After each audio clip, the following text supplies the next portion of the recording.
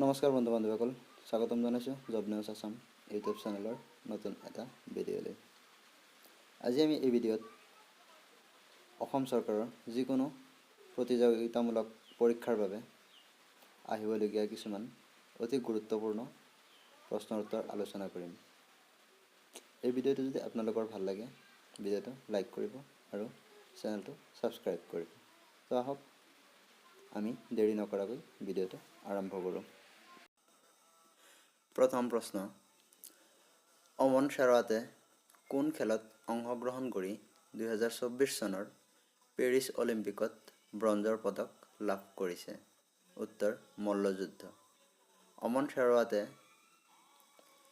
মল্লযুদ্ধ খেলত অংশগ্ৰহণ কৰি 2024 চনৰ পেৰিছ অলিম্পিকত ব্ৰঞ্জৰ পদক লাভ কৰিছে।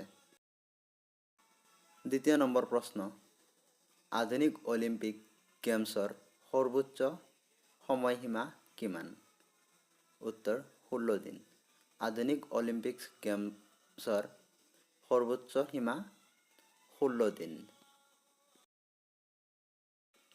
3 নম্বৰ প্ৰশ্ন, ডিস্কভাৰী অফ আছাম নামৰ গ্ৰন্থখন কোনে ৰচনা কৰিছিল?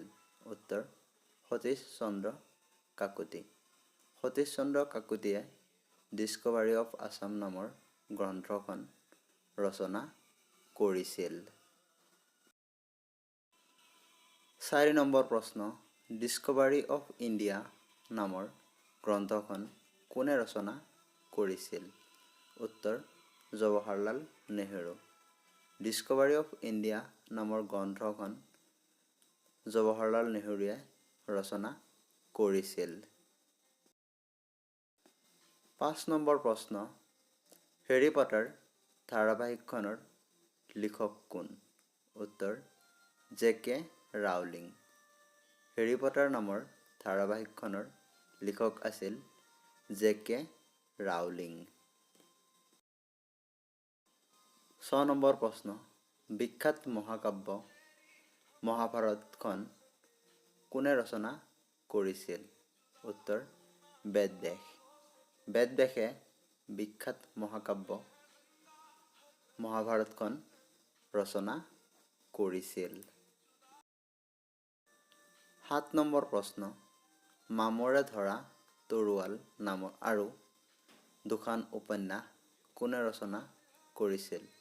উত্তৰ, মামণি ৰয়ছম গোস্বামী। মামণি ৰয়ছম গোস্বামীয়ে মামৰে ধৰা তৰোৱাল আৰু দুখন উপন্যাস ৰচনা কৰিছিল।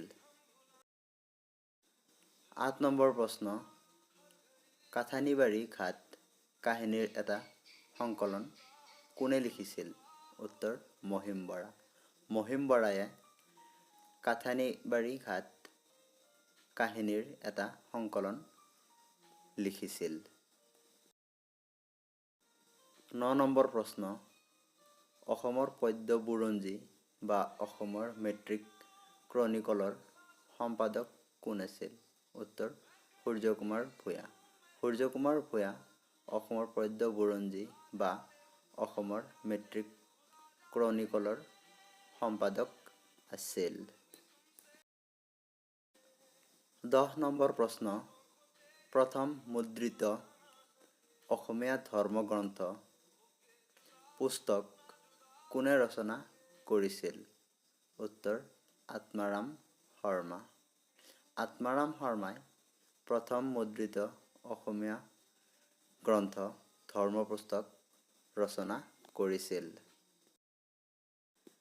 11 নম্বৰ প্ৰশ্ন, a few remarks on Assamese language নামৰ কিতাপখনৰ লিখক কোন আছিল? উত্তৰ, Anandaram Dhekial Phukan. Anandaram Dhekial Phukan a few remarks on Assamese language নামৰ পুথিখনৰ লিখক আছিল। 12 নম্বৰ প্ৰশ্ন, প্ৰথম অসমীয়া অভিধান কাৰ দ্বাৰা সংকলিত কৰা হৈছিল? উত্তৰ, ড মাইলছ ব্ৰনছন। ড মাইলছ ব্ৰনছনৰ দ্বাৰা প্ৰথম অসমীয়া অভিধান সংকলন কৰা হৈছিল। 13 নম্বৰ প্ৰশ্ন, ভাৰতৰ প্ৰথমখন থলুৱাভাৱে নিৰ্মিত ৰঙীন ছবিখনৰ নাম কি? উত্তৰ কিষাণ কন্যা। কিষাণ কন্যা ভাৰতৰ প্ৰথমখন থলুৱাভাৱে নিৰ্মিত ৰঙীন ছবি। 14 নম্বৰ প্ৰশ্ন, অসমৰ কিমানখন জিলাই আন্তঃৰাষ্ট্ৰীয় সীমাৰ সৈতে সীমাৰেখা ভাগ কৰিছে? উত্তৰ 8 জিলা। অসমৰ 8খন জিলাই আন্তঃৰাষ্ট্ৰীয় সীমাৰ সৈতে সীমাৰেখা ভাগ কৰিছে। 15 নম্বৰ প্ৰশ্ন, ৰাষ্ট্ৰপতি আৰু উপ-ৰাষ্ট্ৰপতিৰ পদ খালী হ'লে ভাৰতৰ ৰাষ্ট্ৰপতি হিচাপে কোনে কাম কৰিব? উত্তৰ ভাৰতৰ মুখ্য ন্যায়াধীশ। ৰাষ্ট্ৰপতি আৰু উপ-ৰাষ্ট্ৰপতিৰ পদ খালী হ'লে ভাৰতৰ মুখ্য ন্যায়াধীশে ৰাষ্ট্ৰপতি হিচাপে কাম কৰিব। এইকেইটা আছিল আজিৰ প্ৰশ্ন। যদি ভিডিঅ'টো ভাল লাগিছে, ভিডিঅ'টোত এটা লাইক কৰিব আৰু এনেকুৱা ধৰণৰ নতুন নতুন ভিডিঅ' পাবলৈ চেনেলটো ছাবস্ক্ৰাইব কৰিব। আৰু যদি কিবা ভুল হৈছে এই ভিডিঅ'ত কমেণ্ট কৰি শুধৰাই দিব।